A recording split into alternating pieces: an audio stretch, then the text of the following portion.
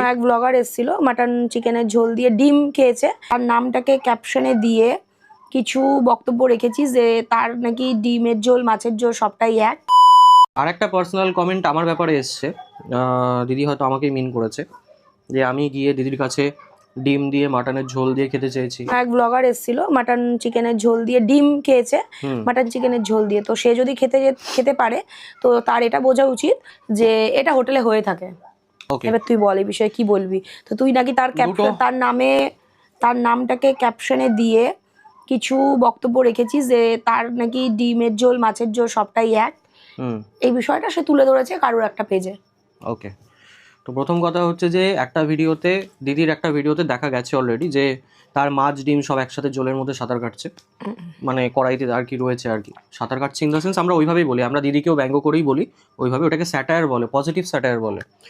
বিষয়টা হচ্ছে ওই দেখ, আমারও তো কোনো একটা টাইমে এখন এখানে অনেক বিজ্ঞ মানুষরা কমেন্ট করতে চলে আসবে যে তাহলে তোমার পাশে যে বসে আছে তার ঝোলে কি দেখা যায়নি? অবশ্যই দেখা গেছে, কিন্তু সেটা রান্নার পরে কাস্টমারকে যখন সার্ভ করতে যাচ্ছি ঠিক তার আগের সময়, যেমন আজকেরই এক কাস্টমার তুই জানিস মাছ খেয়েছেন উনি, ওই ভাই মাছ চেয়েছে, আমাকে বললো দিদি পার্সোনালি একটা কথা বলবো। আমি বললাম হ্যাঁ ভাই বলো। বলছে তুমি কিছু মনে করবে না? আমি বলছি না। বলছে একটু মাছটা চিকেনের ঝোল দিয়ে দিও না, ভালো লাগবে খেতে। চিকেনের ঝোল দিয়েছে কিন্তু মাছটা নিয়েছে তার সাথে চিকেনের ঝোল দিয়ে, আবার আলুটা নিয়েছে মাছের ঝোলের, ঠিক আছে? তো এটা তার পছন্দ, কিন্তু রান্নার টাইমে আমাকে আমার কোনো রান্নার ভিডিওতে কেউ দেখাতে পারবে না যে আমার মাছের ঝোল মানে মাছের ঝোলের মধ্যে ডিম সাঁতার কেটে বেড়াচ্ছে। একদম।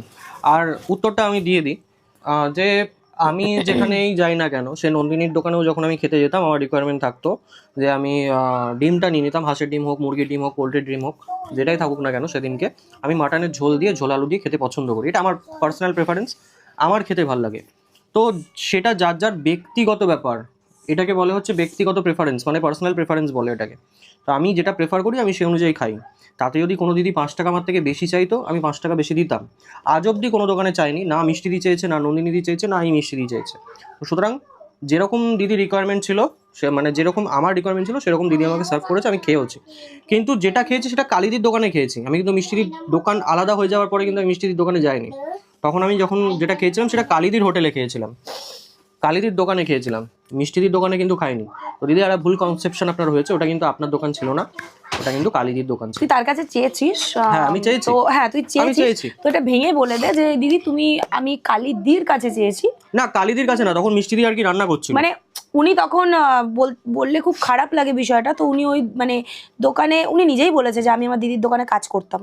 তো সুতরাং এই বিষয়টাকে নিয়ে মনে হয় না বলা যায় যে তুই তার কাছে মানে চাইলি, মানে যেভাবে তোকে পার্সোনাল অ্যাটাক করেছে, ঠিক আছে? আমি পার্সোনালি ঢুকবো না সেটা।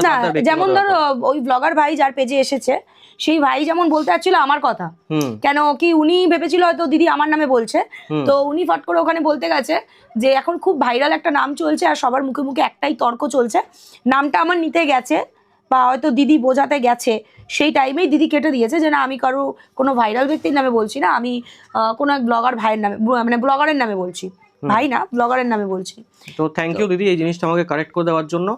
নেক্সট দিন আমি যখন তোমার দোকানে যাব আমি অবশ্যই ট্রাই করবো যে হাঁসের ডিম যদি তোমার ওখানে আইটেম হিসেবে থাকে তাহলে আমি মাটনের ঝোল দিয়ে খাবো, একটু আমার জন্য রেডি রেখো, তাহলে আমার জন্য ভালো লাগবে। মানে আমি তো ওইভাবেই খাই, তুমি তো জানোই আমার প্রেফারেন্স, আমি কি খেতে পছন্দ করি, আমার কোনটা খেতে ভালো লাগে, তুমি সেইভাবে আমাকে একটু করে দিও, তাহলে আমার ভালো লাগবে খেতে। Thank you.